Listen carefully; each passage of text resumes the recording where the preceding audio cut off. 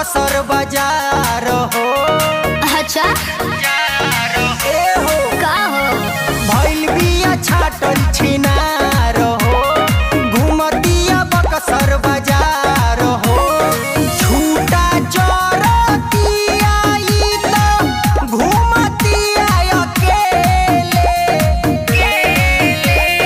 मन जोगे मरद मिलल बा कहेले।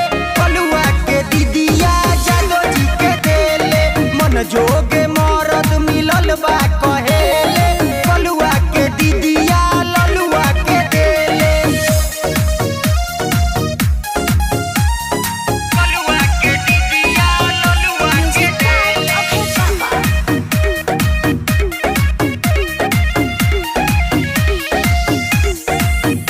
असटे जवा पे गावता रे फोद रे। साफा बड़े माधर चोद रे। बहिनी तोहार गरमाइल बिया।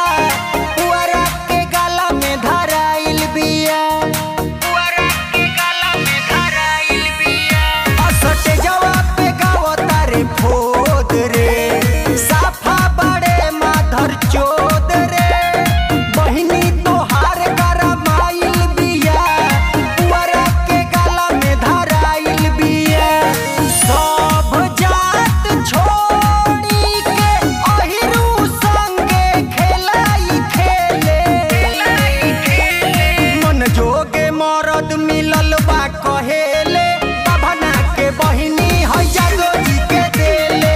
मन जोगे मरद मिलल बा कहेले। कलुआ के दीदी जादो जी के देले।